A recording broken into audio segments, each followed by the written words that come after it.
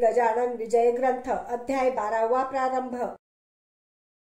श्री गणेशाय नमः। हे गणाधीशा गणपती मयुरेश्वरा विमल कीर्ती, माझ्या हृदयी करुण वस्ती ग्रंथ कळसास नेई हा। तू ज्ञान बुद्धीचा दाता, तू भक्त मनोरथ पुरविता, विघ्न नगाते संहारिता, तूच एक गणराया। तू साक्षात चिंतामणी, चिंतिलेले देशी जाणी, आपल्या भक्ता लागुनी ऐसे पुराणे म्हणतात। माझ्या मणीची अवघी चिंता लयास नेई एक दंता, लंबोदरा पार्वती सुता भालचंद्रा सिंदुरा रे। असो बच्चूलाल अग्रवाला होता एक अकोल्याला, धन कणक संपन्न भला मनाचाही उदार जो। त्याने हकीकत कारंजाची म्हणजे लक्ष्मण पंत गुड्याची, कर्णोपकरणी एकिली साची तेने साशंक जाहला। ते खरे खोटे पाहण्यास विचार करी चित्तास, तो एके समयास महाराज आले अकोल्याला। येऊन बच्चू लाला घरी बैसते झाले ओट्यावरी, की गजानन साक्षात्कारी भक्त आपला जाणून।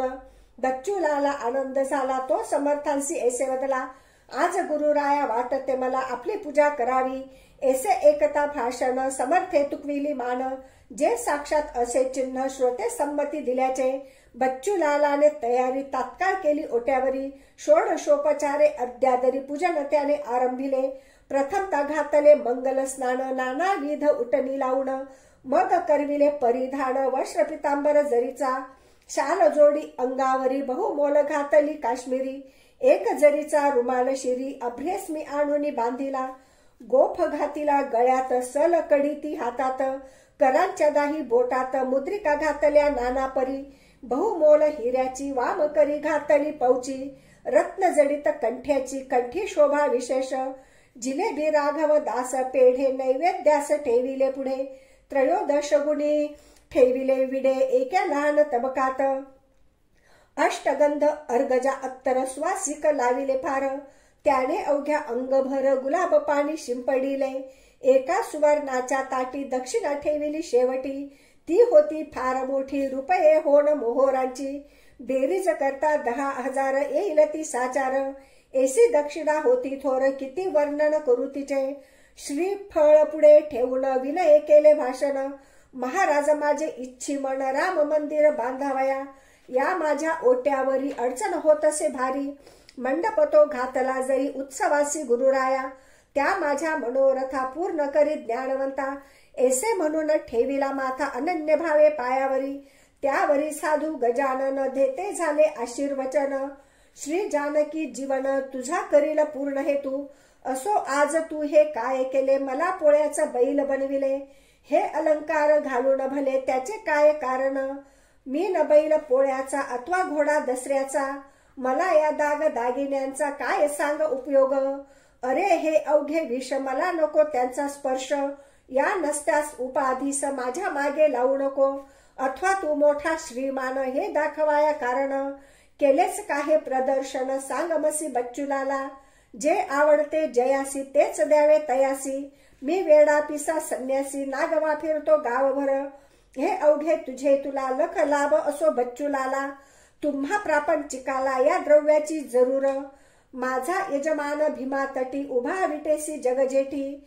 तो काय माझ्यासाठी हे वैभव द्याया तयार नसे, ऐसे म्हणून काढिले दागिने अंगावरचे भले।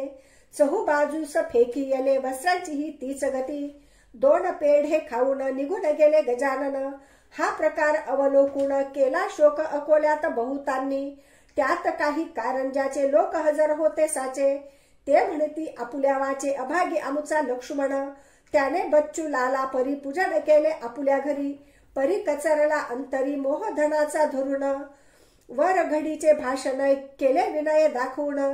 ते का समर्था कारण समजणे अशक्य आहे हो, जेवी पूजा दांभिकाची शब्दमयी असते साची। पूर्तता महावस्त्राची होते त्यांची अक्षतेने, शर्करा खंड खाद्यानी ऐसे म्हणून या वदनी।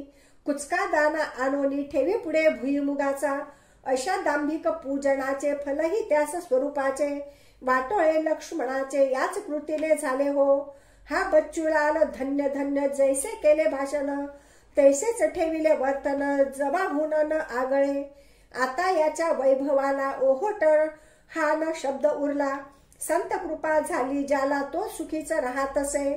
बच्चू लालांनी तपास केला अवघ्या अकोल्यास, परी न लागला थांग त्यास समर्थांचा कोठेही. असो एक पितांबर नावाचा शिष्य शिल्पी जातीचा, होता गजानन महाराजांचा शेगावी मठामध्ये. त्याने सेवा बहुत केली तपश्चर्या फळा आली. एके दिनी ऐसी झाली गोष्ट एका मठात, फाटके तुटके धोतर नेसला होता पितांबर. ते पाहून गुरुवर ऐशा रीती बोलले, अरे तुझे नाव पितांबर नेसण्यानं धडके धोतर. ढुंगणास पाहती नारी नर ते तरी झाक वेड्या. नाव म्हणे सोनूबाई हाती कथलाचाही वाळा नाही. नाव पाहता गंगाबाई आणि तडफडे तहानेने. तशा तलाच प्रकार आहे तुझा साचार. हे फाटके धोतर पोतेऱ्याच्या उपयोगी, तेच नेसून बैससी ढुंगण जगाला दाविसी. हा घे दुपेटा देतो तुसी नेसावया कारणे. तोड करिता अनमान राहे बाळा नेसून. यासी नको सोडू जाण कोणी काही केले तरी. पितांबर दुपेटा नेसला हे असह्य झाले इतराला. भाऊच घातकी भावाला होतो स्वार्थ दृष्टीने. तो वेडा वाकडा प्रकार कशास बोलू साचार. गटाराचे उघडिता द्वार घाण मात्र सुटते हो. श्री गजानन स्वामी प्रत शिष्य होते असंख्यात. परी अधिकारी तयात दोन्ही हातांच्या बोटा इतके. पहा श्रोते कांतारी वृक्ष असती नाना परी. त्यातून क्वचित कोठे तरी नजरे सपडती चंदन तरू. त्या परीच होते येथे त्यांच्या शिष्य मंडळी ते. काही शिष्य पितांबरा ते टोचू लागले निरर्थक. हेच का तुझे शिष्यपण वस्त्र करीसी परिधान. जे का समर्था कारण ल्या वयाच्या उपयोगी. तुझी भक्ती कळून आली तू खुशाल चंद अससी मुळी. तू राहू नको ए स्थळी अपमान करण्या सद्गुरूंचा. तै पितांबर म्हणाला मी न गुरुचा अपमान केला. उलट मान ठेविला आज्ञा ऐकून तयांची. वस्त्र हे मज त्यांनी दिले नेसावया सांगितले. तेच मी हो परिधान केले ही का झाली अवज्ञा. ऐसी भवती न भवती झाली शिष्यात तेढ माजली. ती मिटवावया माव केली ऐशा रीती गजानने. पितांबरास म्हणती गुरुवर तू येथून जावे दूर. जाणते मूल झाल्यावर आई त्याला दूर ठेवी. माझी कृपा आहे खरी हे पितांबरा तुझवरी. जा हिंडून भूमीवरी पदनतासी तारावे. डोळ्यात आसवे आणून करून या साष्टांगण मन. मागे पाहे फिर फिरून सोडून जाता मठासी. पितांबर आला कोंडोलीसी बसला वनात आंब्यापासी. चिंतन चालले मानसी निज गुरूंचे सर्वदा.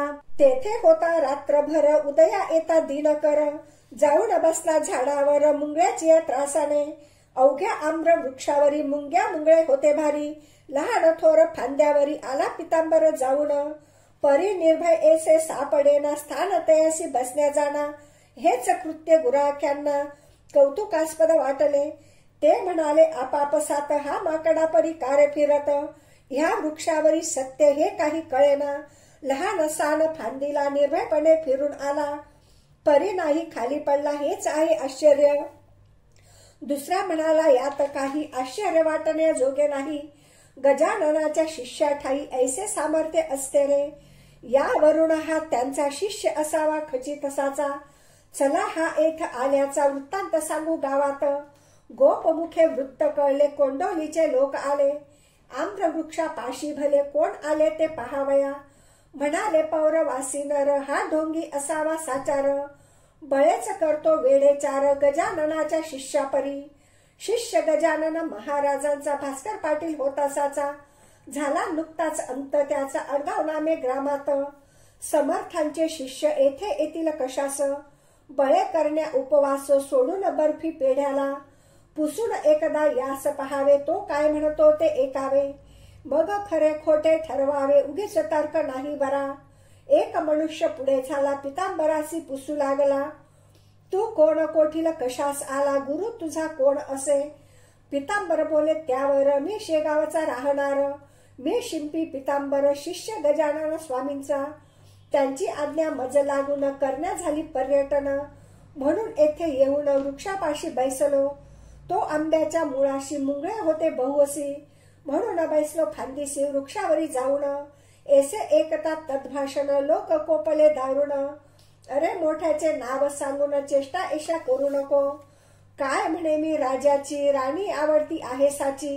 खळगी भरण्या पोटाची आले मजुरी करावया. देशमुख त्या गावीचा श्याम राम नामे साचा. तो बोलला ऐसी वाचा अरे सोंगाड्या एक हे. स्वामी समर्थ गजानन प्रत्यक्ष आहे भगवान. त्यांचे नाव सांगून बट्टा त्यांना लावू नको. अरे वेड्या एका काळी त्यांनी ऐसी कृती केली. ऋतू नसता आणवली फळे आम्र वृक्षाला. त्यांनी फळे आणवली तू नुसती पाने आणभली. नाही तरी यासली तुझी ना धडगत लागेल. हा बळीराम पाटलाचा वृक्ष वठलेला आंब्याचा.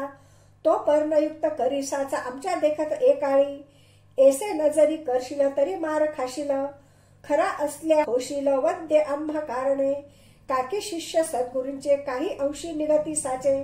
बापा त्यांच्याच तोडीचे हा आहे न्याय जगी. नको करू उशीर हा आंबा करी हिरवागार. ते एकता पितांबर गेला असे घाबरून. बोलला ऐसे नाडू नका माझी सारी कथा ऐका. एका खाणीत निगती देखा हिरे आणि गारा हो. तैसाच मी गार परी गजानन शिष्या भीतरी. बोललो नाही वैखरी यत्किंचित खोटे हो. गारे वरून खानीस नाही येत जगी दोष. मी निज गुरूंच्या नावास चोरून कैसे ठेवावे. श्यामराव म्हणे त्यावर नको करू चरचर. संकट शिष्यास पडता थोर ते धावा करीती सद्गुरूंचा. मग तो शिष्य त्यांचा जरी नसला कृतीने अधिकारी. तरी सद्गुरूंचा प्रभाव करी साह्य त्या आपल्या शिष्यास. ऐसी झाली आड विहीर पितांबरासी साचार. झाला बिचारा चिंतातूर काही न सुचे तयसी. त्या वठलेल्या झाडापाशी मिळाले अवघे पौरवासी. काय होते ते पहावयासी मुले बायका समवेत. निरुपाय होऊनी अखेर पितांबराने जोडिले कर. स्तवन मांडिले अपार आपल्या सद्गुरु रायांचे. हे स्वामी समर्थ गजानना ज्ञानांबरीच्या नारायणा. पदनताच्या रक्षण्या धाव आता एकाळी. माझ्यामुळे दोष तुला येऊ पाहतो भक्तपाला. आपल्या ब्रिदासाठी पाला आणि आम्र वृक्षासी. माझी भिस्त तुझ्यावरी पाव माते लवकरी. ना तरी आली पाळी खरी मजला येथे मरण्याची. प्रल्हाद खरा करण्याला स्तंभी नरहरी प्रगटला. जणी चढविता सुळाला त्याचे पाणी जहाले. जणीचा भार देवावर माझा आहे तुझवर. संत देवात अंतर मुळीच नाही राहिले. देवतेची असती संत संततेची देव साक्षात. मला लोक म्हणतात शिष्य गजाननाचा. माझे काही महत्व नाही ते अवघे तुझ्या ठाई. पुष्पामुळे किंमत येई जगी सूत्रा कारणे. तू पुष्प मी आहे सूत तू कस्तुरी मी माती सत्य. तुझ्यामुळेच आले येथ संकट हे माझ्यावरी. आता न माझा अंत पाही गुरु राया धाव घेई. या वठलेल्या वृक्षाठाई आणि परणे कोमल. लोकास म्हणे पितांबर करा सद्गुरूंचा नाम गजर. जय जय गजानन साधूवर शेगावच्या अवलिया. लोक अवघे गजर करीती तो पालवी फुटली वृक्षाप्रती. जन नैनी पाहती त्या अगाध कौतुकाला. कोणी म्हणती असेल स्वप्न तेजे पडले आपणा लागून. पहा चिमटा घेऊन आपुल्याला करांनी. चिमटे घेऊन पाहती तो निमाली स्वप्न भ्रांती. यावरी कोणी ऐसे म्हणती ही नजरबंदी असेल. गारुड्याच्या खेळात वाद्या होती सर्प सत्य. खापऱ्या असून दृष्टीप्रत त्यांचे रूपये दिसती की. तोही भ्रम निमाला तोडून पाहता पर्णाला. फांदी वाटेत तात्काळ आला चीक शुभ्रसा बाहेर. मग मात्र खात्री झाली वाळल्या वृक्षा पालवी फुटली. श्री गजानन माऊली खरीच आहे महासंत. आता पितांबरा विषयी शंका न धरणे मानसी. चला घेऊन गावासी हा त्यांचा शिष्य असे. त्याच्या योगे करून कधीतरी गजानन येथील कोंडोली कारण वासरांसाठी गाय जैसी. ते अवघ्यांसी मानवले पितांबरासी मिरवित नेले. ऐसे जेव्हा दिव्य झाले तेव्हा भाव उदेला. जैसा समर्थांनी आपुला शिष्य डोमगावी पाठविला. कल्याण नामे करुण भला कल्याण करण्या जगाचे. तैसेच केले गुरुवरे श्री गजानने साजिरे. उदेले हे भाग्य खरे त्या कोंडोली गावाचे. श्रोते अजूनपर्यंत तो आंबा आहे कोंडोलीत. इतरांपेक्षा असंख्यात फळे येती तयाला. त्या पितांबराचे भजनी कोंडोली गाव लागला जाणी. जेथे जाईल हिरकणी तेथे ती मोल पावे. मठ पितांबराचा कोंडोलीत झाला साचा. आणि अंतही तयाचा ते ठाई झाला हो. आता इकडे शेगावात महाराज आपल्या मठात. एके दिवशी उद्विग्न चित्त होऊन या बैसले. शिष्य त्यांचे कारण पुसू लागले कर जोडून, महाराज आपुले मन का हो अस्थिर जाहले. तई महाराज वदले लोकांना, आपमुचा कृष्णा पाटील गेला. जो चिकन सुपारी आम्हाला रोज आणून देत असे, त्याची झाली आठवण, राम त्याचा मुलगा लहान. आता सुपारी चिकन कोण देतो या ठाया, राम थोर झाल्यावरी करील माझी चाकरी. म्हणून मी या मठांतरी आता ना तयार राहावया. ऐसे महाराज बोलता जना लागली चिंता. महाराजांचा विचार आता दिसतो येथून जाण्याचा, म्हणून कसेही करून जाऊन द्यावे त्या कारण. चला आपण धरू चरण महाराजांचे एवेळा.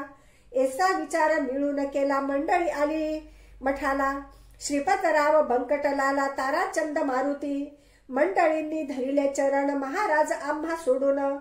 तुम्ही आपुले ठिकाण राहण्याचे अन्य करू नये. तुमची इच्छा असेल जेथ तेथेच राहा शेगावात.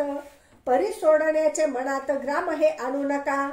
तई महाराज वाणी निघाली तुमच्या गावात आहे दुफळी. मला कोणाची जागा मुळी नको येथे राहावया. जी कोणाची नसेल ऐसी जागा जरी द्याल तरीच राहणे होईल माझे या शेगावी. ऐसी गोष्ट ऐकिली तेव्हा मंडळी चिंतावली. समर्थांनी आज्ञा केली मोठ्या पेचाची आपणा. कोणाच्या जागेत राहण्या तयार नाहीत.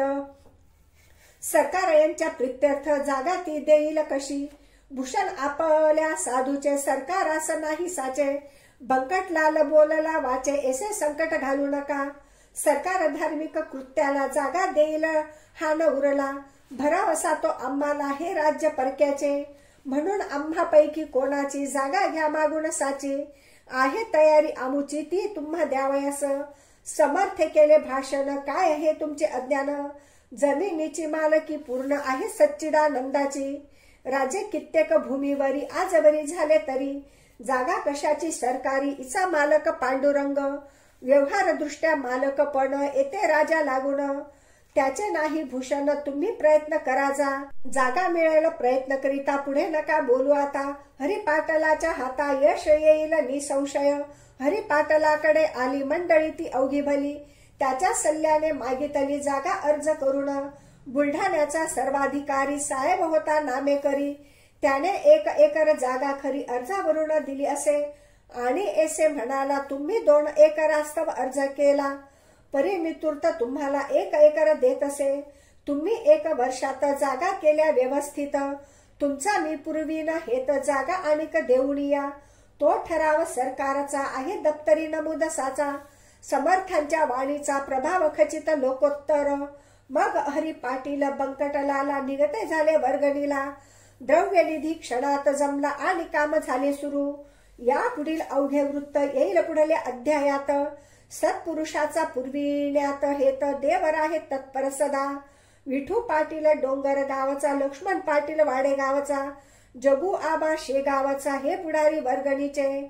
श्री दासगणू विरचित हा श्री गजानन विजय नामे ग्रंथ. एका श्रोते सावचित्त निज कल्याण व्हावया. शुभम भवतु श्री हरिहरार्पणमस्तु. इति श्री गजानन विजय ग्रंथस्य 12ोऽध्यायः समाप्त.